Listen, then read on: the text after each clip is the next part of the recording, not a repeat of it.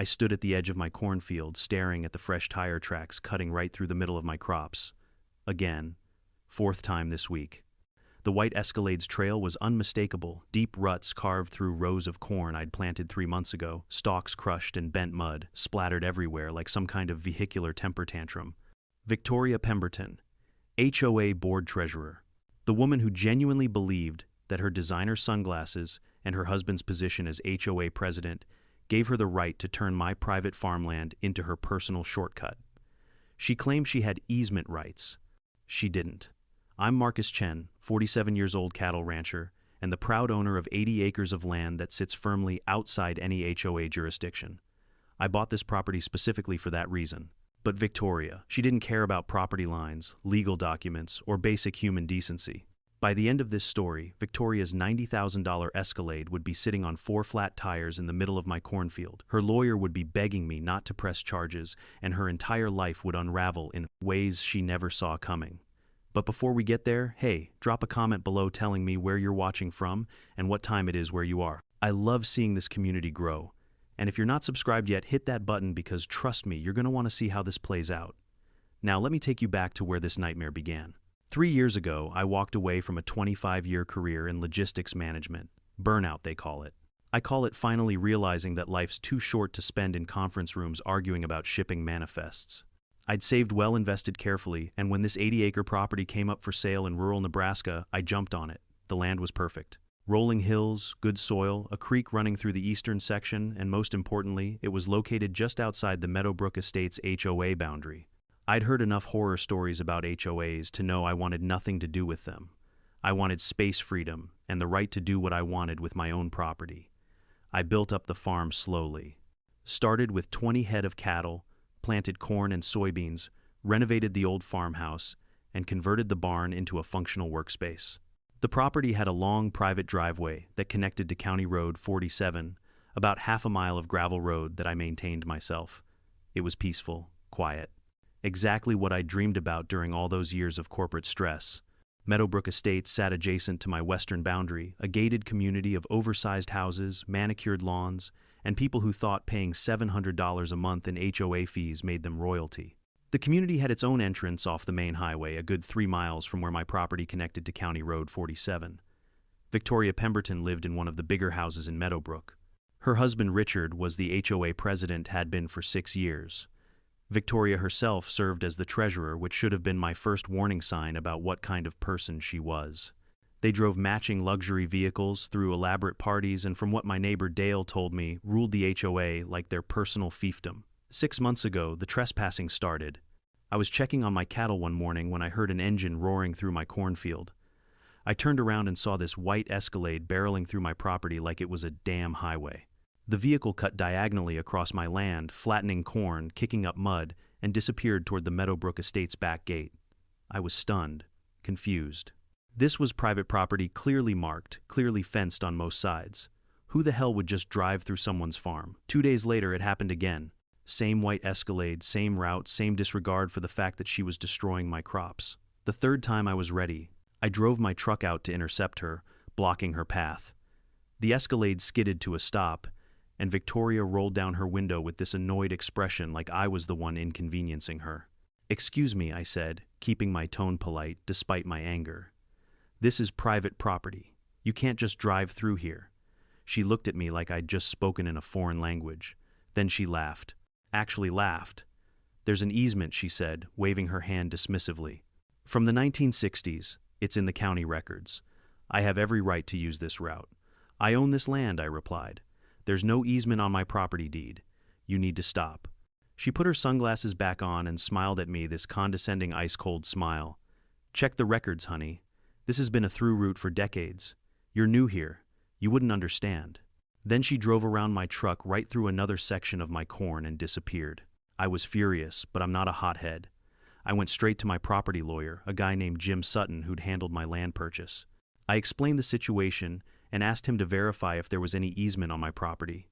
Jim did a complete title search. 2 days later, he called me back. "Marcus, there's no easement," he said definitively. "Your title is clean. No historical easements, no rights of way, nothing. If someone's driving through your property, they're trespassing. Period."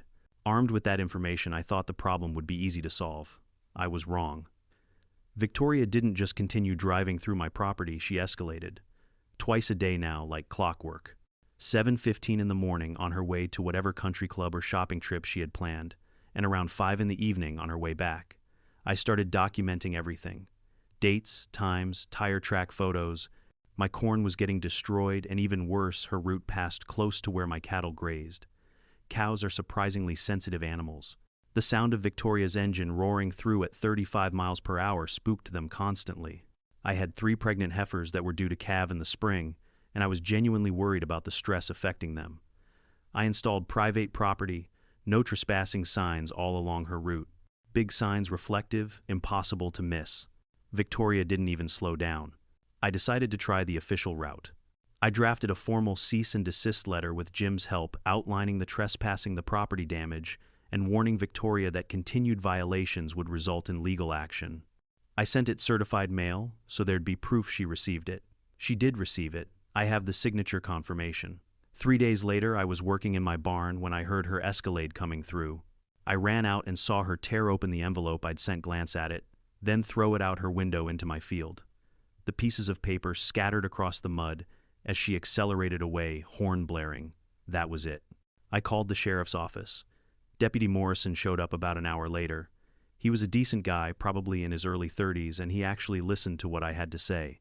I showed him the tire tracks, the damaged crops, the signs, and the documentation I'd been keeping. He took notes, seemed genuinely sympathetic. "I'll go talk to her," he said. "Get her side of the story." He came back 2 hours later with a frustrated expression. "Mr. Chen, she's claiming you're harassing her," he said. "She showed me some documents that she says prove there's an easement. I'm not a lawyer, so I can't verify them, but she's adamant. She also said you've been threatening her." "That's completely false," I said, feeling my blood pressure rising. "I have never threatened her. And those documents about an easement, they're fake." My lawyer confirmed there's no easement. Deputy Morrison nodded. "I believe you, but here's the problem. This is a civil property dispute. Unless I catch her in the act of trespassing and she refuses to leave when told there's not much I can do from a criminal standpoint, you're going to need to handle this through the courts." I thanked him for his time, but inside I was seething. The legal system was going to let this woman destroy my property while I spent months and thousands of dollars fighting her in court. I decided to take matters into my own hands, legally of course. I bought a heavy-duty steel gate and installed it across the path Victoria had been using. It was a proper gate locked with a thick chain and padlock. I installed it on a Friday evening. Saturday morning, Victoria's route would be blocked. Saturday morning came. I was in my kitchen having coffee when I heard the familiar sound of her engine. Then I heard screeching brakes, shouting, and the unmistakable sound of metal being cut. I ran outside and got there just in time to see Victoria using bolt cutters. Bolt cutters she apparently kept in her vehicle for exactly this purpose, to cut through my chain. The gate fell open and she drove through, giving me the middle finger as she passed. I had a trail camera hidden nearby. It caught everything. I called the sheriff's office again. Deputy Morrison came out, reviewed the trail camera footage, and agreed that Victoria had just committed criminal property destruction. "I'll file a report," he said. "But honestly, Mr. Chen, you need to get a lawyer involved. This is escalating." The next week I received a letter from Victoria's lawyer, some fancy law firm out of Omaha. The letter was absurd. It claimed I was interfering with established usage rights and creating dangerous conditions by blocking Victoria's route.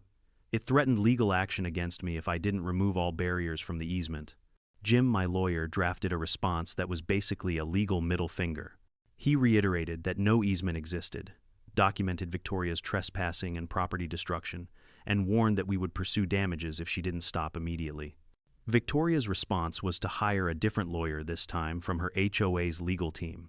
They sent an even more aggressive letter claiming the HOA had historical documentation proving the easement and that I was in violation of community access agreements. It was all bullshit, but it was expensive bullshit. Jim told me that if I wanted to take this to court, we were looking at 18 months of litigation and probably $30,000 in legal fees. Even if I won, which he was confident I would, I'd be out massive amounts of time and money. Meanwhile, Victoria was getting bolder. She started honking her horn as she drove through my property, deliberately trying to scare my cattle. She'd accelerate through the muddiest parts of my field, sending up huge plumes of dirt and mud. It was like she was trying to provoke me. Then the worst thing happened. One of my best heifers, a beautiful Angus named Daisy, was about 6 weeks from calving. She was one of my original cows, had given me 3 healthy calves already, and I had high hopes for her next one. The bloodline was excellent, and I'd already had interest from other ranchers in buying the calf. On a Tuesday morning in early March, Victoria came roaring through at her usual time. Her horn was blaring and she was going even faster than normal. Daisy was grazing near the route. The noise and the sudden appearance of the Escalade sent her into a panic. She ran, stumbled, and fell. I found her an hour later. She'd miscarried. The calf was dead. I called the vet immediately. Dr. Patterson came out, examined Daisy, and confirmed what I already knew. The stress from being frightened had caused her to miscarry. He gave her medications to prevent infection and help her recover, but the calf was gone. $4,500. That's what I lost, not counting the emotional toll of losing an animal I'd cared for. I had the vet write up a detailed report documenting everything. I filed another police report. I sent another certified letter to Victoria. I documented everything with my lawyer. Nothing changed. Victoria kept driving through my property like she owned it.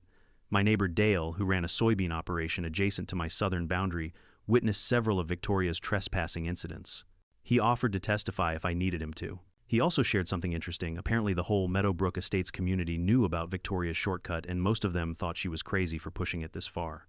I was at my breaking point. The legal system was too slow, too expensive, and too ineffective. Victoria had the backing of her HOA, her husband's position, and apparently an endless supply of lawyers. She thought she was untouchable.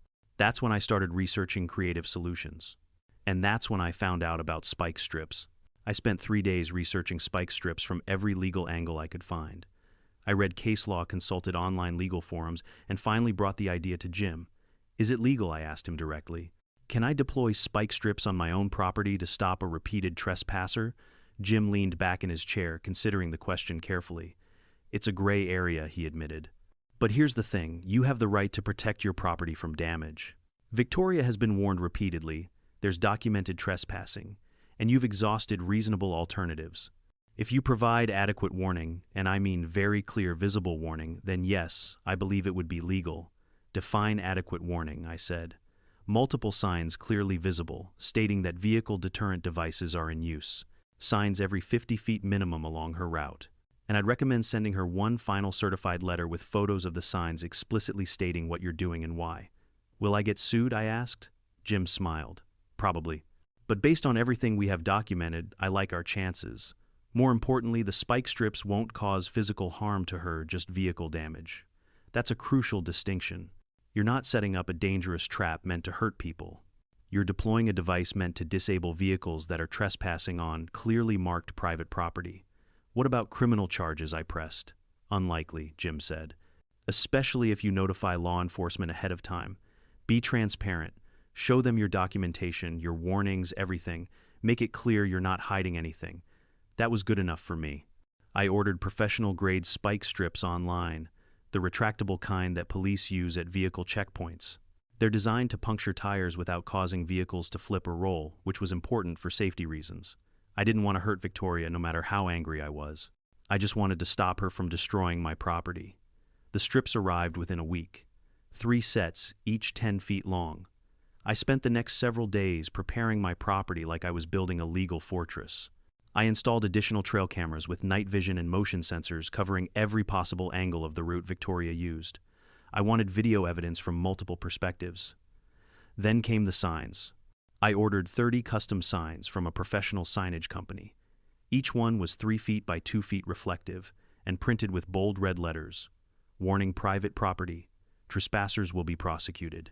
Vehicle deterrent devices in use. Tire damage will occur. I installed these signs every 50 feet along Victoria's entire route through my property.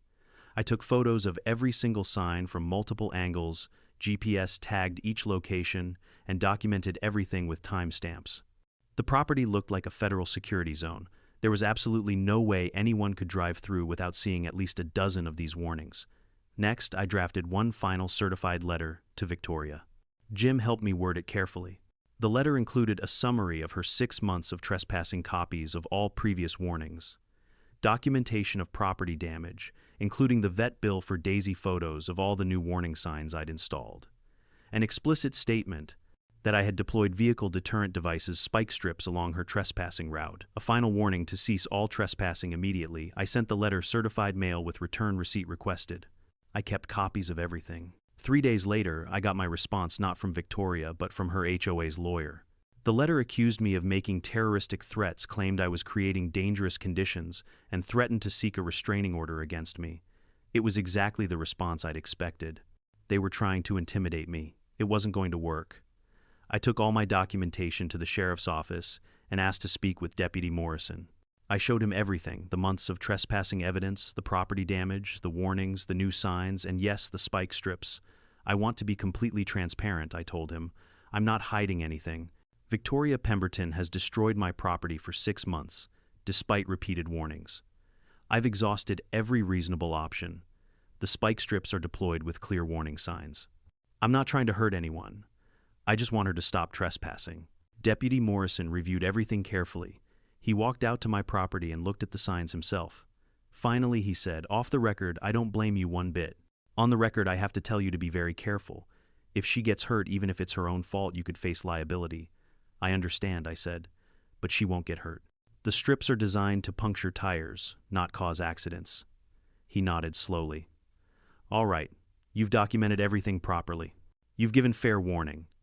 I can't tell you this is a good idea, but I also can't tell you it's illegal." That was as close to approval as I was going to get. I spent that Sunday evening deploying the spike strips. I positioned them strategically along Victoria's route, 3 sets spaced about 30 yards apart. I tested them first with my old farm truck to make sure they worked as intended and wouldn't cause the vehicle to lose control. They worked perfectly. 4 quick punctures, tires deflated within seconds, but the vehicle remained stable and controllable. Everything was set. Victoria's typical Monday morning commute was at 7:15 a.m. I'd be ready. I barely slept Sunday night. I kept running through scenarios in my head, questioning whether I was doing the right thing, wondering if I'd missed any legal angles. But every time doubt crept in, I thought about Daisy, about the thousands of dollars in crop damage, about 6 months of being ignored and dismissed. No. Victoria had made her choice repeatedly. Now she'd face the consequences. Monday morning I was up at 6 a.m. I made coffee, checked all the camera feeds on my laptop, and positioned myself in my barn where I had a clear view of 3 different monitor screens, showing live feeds from different angles. 6:45. 7 o'clock. 7:10. My heart was pounding. Part of me wondered if maybe she wouldn't come today. Maybe the weekend had brought some sense into her. Maybe she'd finally read my warning letter and decided to stop. 7:14 a.m. I saw movement at the tree line on the western edge of my property. The white Escalade appeared right on schedule. I watched on the monitors as Victoria's vehicle approached the first warning sign. She didn't even slow down. The sign was 3 feet tall, bright yellow and red, impossible to miss in the morning light. She drove right past it at what looked like 35 miles per hour. Second sign, third sign, fourth sign. She wasn't stopping. She wasn't slowing.